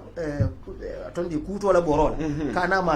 wote nyala mbe tubabu karandi wol ta fola arabu karandi wol fanada arabu du wol fanada arabu ya na tankan fata arabu ya le manke arabuti adun imam buga je te lan kuntu sim kuntu de buga wojere hanen ka kuntu baraka kuntu dangi amunta talikulo e santo do mandin ka kuntu bara buga kuntu kelo mo hane yale chance di mo lale nyin kamala nka wala tangi ko arabu ya ngawti bulu no solata dino la dina kendo anin sunno ajibe hanin na ibadu famo jibe ni na da jibe libya ka ibadu sifa mendo is different from Saudita and golf yo bandalla janna mol ka tiko city ike fenko la buka dan tiko la mala bari ka muri ka fano la ka hayalo ni hijab abandale so hijab fo façon number hani ni na ka façon te sila wonte dino to womu c'est un business o do sa ngaje do fane ka miss hijab nyol tombo na ando kelle ka ke refari way wo fana ka kelle de butum yago tuma do for programme ko bismillah ni ala sonda programme ko tembe globalization o sambala na be ñin different sort fana jibela ando mbe focus la mo on panafricain bari nje ko mata bari ne kawandi la jama jibe tonya ida fa mantara kawando la jan nyemmu londo le te karandiro lo andum karandiro wala mo kabani ga kawando jibe ye kuma fo ibe modu sonde la nyandi yebo jin kudo kam yana nyin kudo kam kawande la be kamoneke e kam modu kumandi na albonan dibo kono alena ala kam gelo mu fanu nyaati so ibaje la ko ni wolbije wala nyemmu kudo te pour folo ka misilmaya mune fonna balu nyaal bayri ni nata jibe hanin kanyim pare nyaal minki misilmo nyanta fango topoto la nyaadi de anala muso e dianyo e wala na ke dianyo ni bebe dino kono bayri ngajele misal fe ni pastor Forbes nata akatandele ko in Christianity yaade nyante ngon singol kuntulale nyante dabo koto tiru lilale so ni nata jibe nyim islamo nyimbe lande bayri inshallah nyato sene mbe nyolo be sambola nan nakacha kono bari mbela fila kanyin serialize isa ja seke modi londoti isa asake nafafa nan abaraka bake yakuba ngetendu ngejayi piran jam fata bari wonya imaja be sirin jam fo saya fe de tarantan suto sita so wokamala ngetendu ngejayi so adoro fana mini yadon kal be njibe kam yankuba la nomba be tarla janne ñinulumu karandir la lete andi la ñin karandiro be e ba ke kan fi sabilillah e ka ke ala nala kilale wala momi yalon ka be ala la do ko la ni e fenci ka yadi wala yankuba mambula ñin nade bari najji koto nale fendi wala wo fana musada lete me yalon ka sada se botano bari ni yankuba jibala na radio to jam ntol man passe di ala man fendi ala te fangole bala passo jora kada kabonam piran kamuru nam piran ando moto tabulu so another si ñi jabada to mi mu university to su radio kamolu karande kula mammilong anda be keda kontane kote wala momo wo keno doron mba fulale ko alsa kenole nalma yanko ba fan kumandino ba nalenta kundingo kumande ale fengo fendinna mba cikala la ngadi yanko bala se kali kote mi yaron ko ala se la fal so wo kamala don ba tentula mbali jayila jiber lalo lamoy lalo mobe dawoda ba tenturo anin jayro ni warandiro bita minkan wala man satallati bari nga programme dati na tele tola anu nga telefonan dane fo asentete nyim programme kono isaje sa kumfani alhamdulillah rabbil alamin afana nata na wodu wali jabi bi fanan walla mba fulay ko alhamdulillah rabbil alamin ka tetentu ka jayi anin ka warande mi yanon ko hadama dungo buka mirano yo kala kilo brande bi fanan yayi instant services money transfer wolle bulo be na nyim programme kono on Tuesday nyim programme fanan be borkane Bansang Community Radio wala CRR ko ngal tentu ngal jayi mbe usta solo al mamulu ngi be tentu ngi jayi fengo fe yanon ko fintita ibe lorin kaaje ko min sekano misir mo la nafati anen banko la nafa ibe lori wala kambe wol fanan tentu lambe jayila nene bo jam wole muta ko masingoto mimbe kerin television se Umar Fofana wole be su FM lamin boja ML wala musogo vice oti jim mo fulo tema kaaje ko screeno ina anyanta nala nyami Yakub Nyandu imam wala mun na luntangoti bi nde kundingo pamodu boja nde be siri programme wala la fanala wala ngal tentu ngal jayi ala mati loto diala mimbe kerin nka sata wala nyama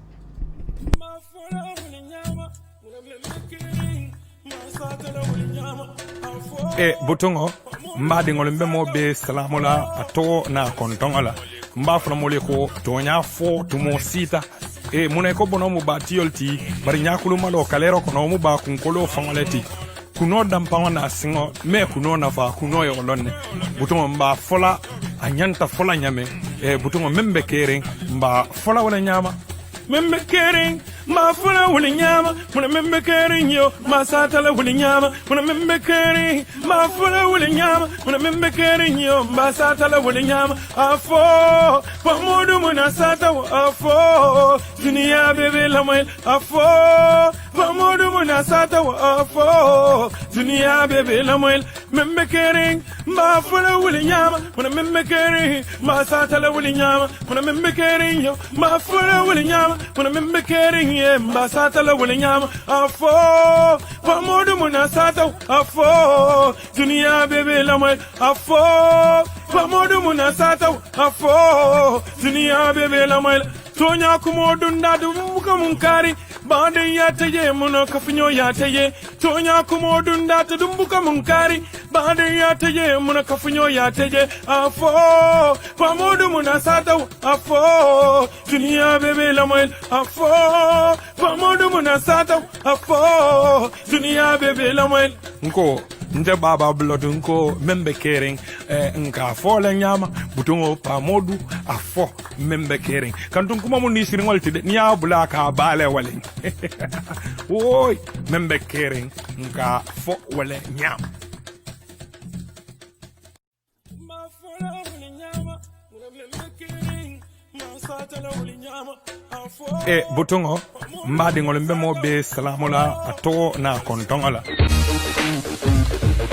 Yaya Instant Services, the coolest and most awesome way to send and receive money worldwide. We're simple, swift, and secure. Send money in 3 simple steps. Select country, add receipt details, and remit the amount. Super fast and easy with unbeatable rates. Get funds deposited directly into your bank account in the Gambia with no third parties involved. Our coverage includes UK and Ireland, Europe, and all over Africa. Transfer money with any device and get an instant email or SMS notification. In fact, transfer money and have it received within minutes. Visit us at www.yaye.co.uk and get instant access to latest rates, free calculator, mobile top-up, track your transactions live wherever you may be, and so much more. Contact us today and revolutionize value for monetary transactions. Available now on the Apple App Store and Android Market.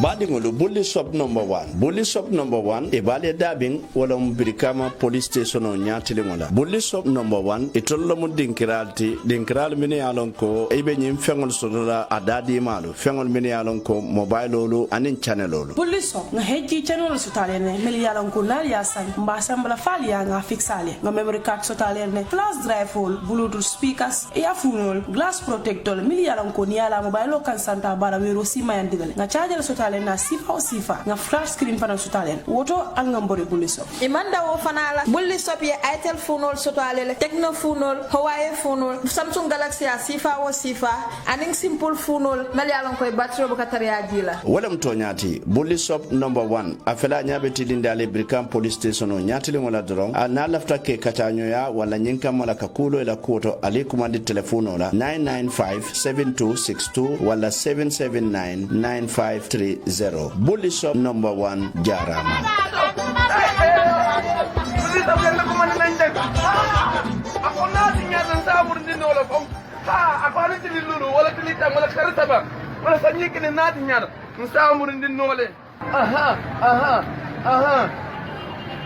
alhamdulillah rabbil alamin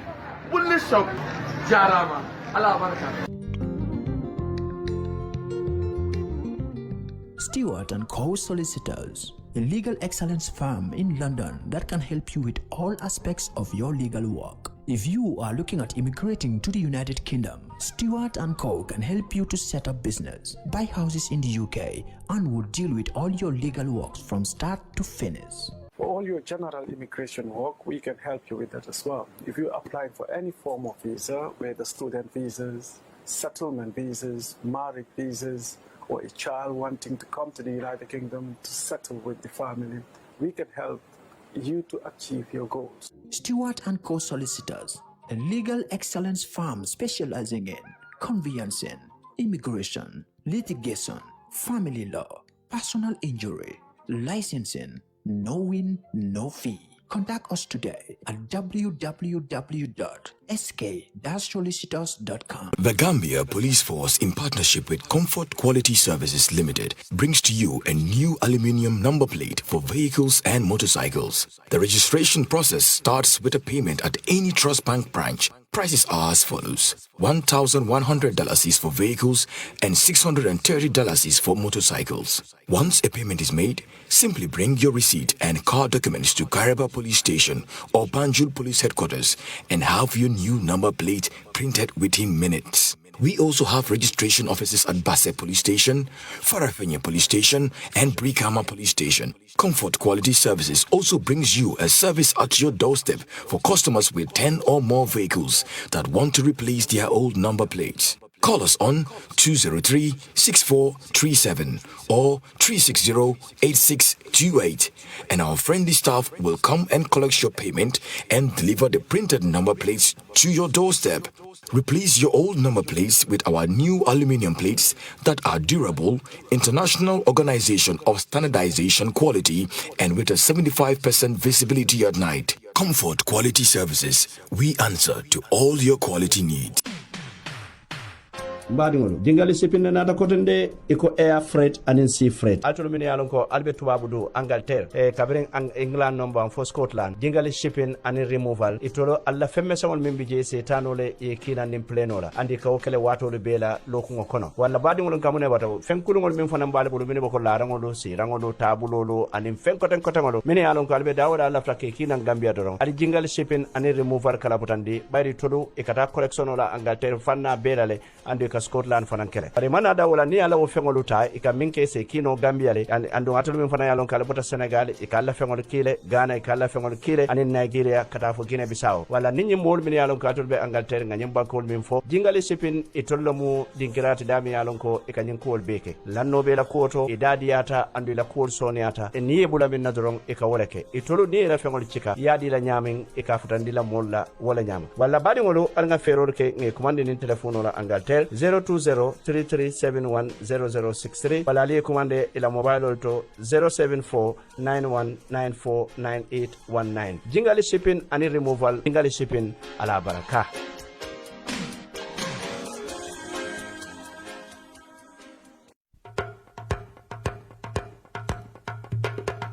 foy lafta ridol la mi ala aketa ridi kendoti adum fana da soniata foy be bantala bankole kan adu lafta ka ridi nyimata ka sang pruka ke la bunkono wala ya sang iteri malye wala isa dino la dimbayal ila jakalo bantale sain joni trading itulle ridi kendo na fe mi alon akuloro sifal bele be bulon adum ni lafta pruka ke la bunkono wala isa sanno kanuntelie hanila office fanan kono isa ke noje joni trading dung ye designer ridol sotol mi alon abe ke kurim pro la bungol kono afonye lafta kuloro minna anin design o minna nsa nafe foyla suwo kono mbadingol nalla fakalla bunkono ta ka nyarandi ka nyinyandi ntol joni trading ridi kendo anala beteya alsa soto no dula kilinda malto nalla faka kuma koyo soto nying anin kibar ko ten alsem bunno julola 2005770 joni trading fanan dum man danje e ka advato fanan didal anum fanan nalla faka voice over ke alse kumandiro ke joni trading ka to be advert kendo tala ka didal je pral la faka femfeng ta ka wat wala ka janjandi gambe banko kanjam alse kumandiro ke no 2005770 hani kabi nyin nomba nyin dungi isa sotono whatsapp auto pour ka kibar koton sono mi atel bedending joni trading